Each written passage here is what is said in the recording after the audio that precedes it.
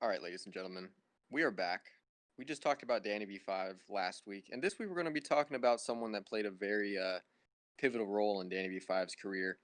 It's his former tag team partner, but more so a legend in both XWE and ESC.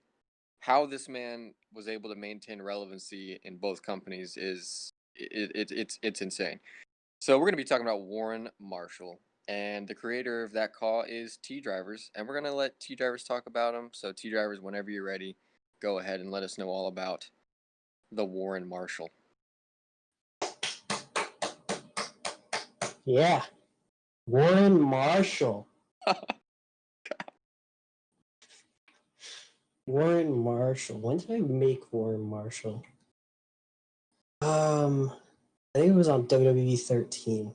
I was playing I joined CWF, and before that I was using Superman Caw in other leagues. So they had real guys, or not real guys, but people that were realistic. So I had to make a realistic guy. So the first realistic guy I ever made was Warren Marshall.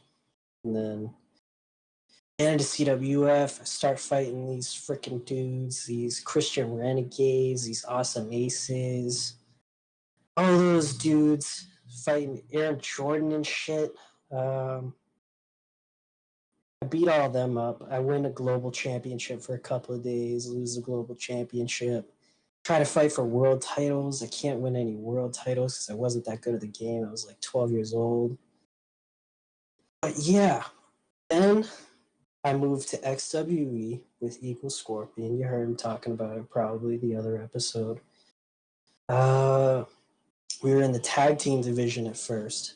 Danny V5 and Warren Marshall. We were the Rebels. So we kicked some ass there.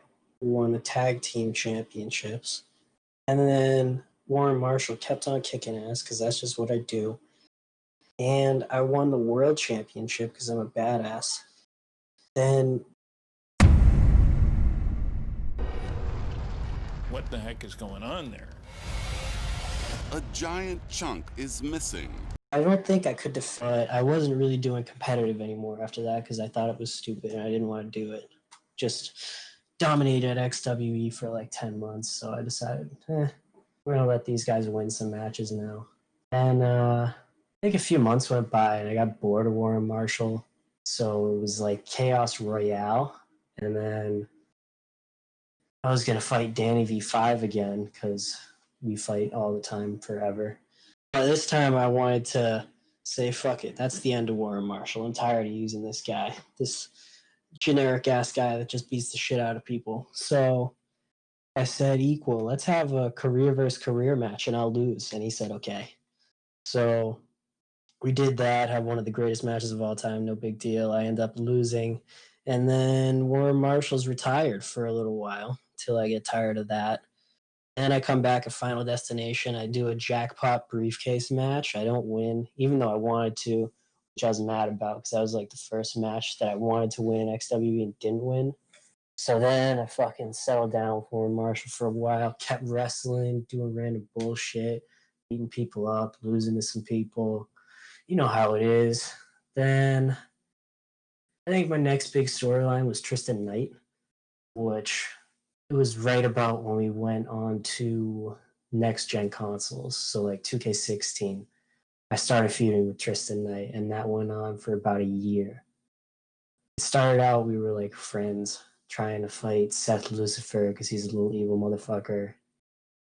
And we both couldn't beat him.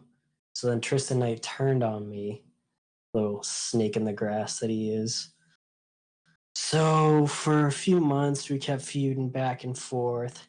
He ended up winning the title somehow. So the Christmas Chaos, our feud was supposed to blow off, but he was the champion. I don't know how the fuck he won the title. Markster always seems to just fall into championship victories, but he ended up being the champion. And so at Christmas Chaos, it was like the ultimate conclusion to the feud. Warren Marshall coming back from fucking, I think he was injured or some bullshit. That's where the knee injury started in this feud. So then he comes back from all that shit, wins the championship from Tristan Knight. It's a big, crazy moment. One of my best matches that I ever had. And then after that was where I really shut down Warren Marshall pretty much. He wasn't really a main fixture anymore. I lost the title a month later, and then I think I quit XWE for a little while. And then Warren Marshall wasn't really. Oh, no. I fought Seth Lucifer after that, which was pretty badass. And then after that is when I quit XWE for a little while. So then Warren Marshall popped back up for like the reunion shows and all that bullshit. And then he popped up in ESE and just had some fun times. Fought Key Dynasty. That was pretty cool. He beat up Christian Renegade with a baseball bat, which was badass. So basically, when it all comes down to it, if you're looking for the most badass person in ESE and XWE history, look no further than Warren Marshall. Bitch. The last bit turned into a promo. It just happens. I guess T-Drivers just has the Warren natural Marshall way. instincts. Warren Marshall way. I like how he's Warren obviously Marshall, just, like, the baddest of the like bad. he's obviously blowing up Warren Marshall, but then after everything he said, it's no big deal. Yeah. The greatest match of all time. No big deal, You though. apparently had the greatest match of all time like 3 times. I didn't even mention the Tristan actual Knight- greatest match of all time that I had with Tristan Oh my Knight God. fucking recently. That was some pretty badass shit. So if you had to, and I know Tsunami, I probably just stole your thunder here, but if you had to add, if you had to pick one moment from Warren Marshall's career and make that the defining moment, what would it be? It would probably be Tristan Knight at Christmas Chaos 2016. The first TK Warren Marshall at Christmas Chaos. Okay, good deal.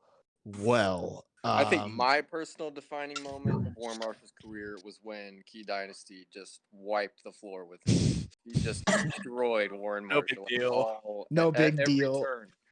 Warren Marshall just cannot beat Key Dynasty. Hey man, look, he was old. If Warren Marshall was 28 years old, he prime. would take his foot, turn that sumbitch sideways, and stick it straight up his candy ass.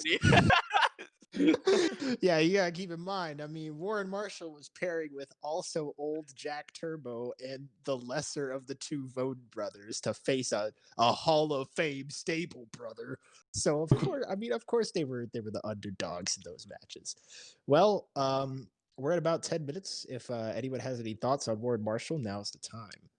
I really liked our match between G and Warren Marshall. I don't know what pay-per-view that was, but it was very funny. And you used the and Yeah, I remember that shit just because of that moment. Yeah, that was funny. I think that was one of the times where I came back. Like I had just done an injury angle, and then I came back for that match. And that was I think that's one of the only matches that I ever had with you. It was really good. yeah, let's keep it that way. All right. Well, fuck? I think Really we're good gonna matches. we're gonna take it to the end here. Thanks, T Drivers. Thanks for talking about Warren Marshall. And yeah, great job. Just You're real. welcome. You know, this is probably the greatest podcast of all time, but no big deal. No big deal.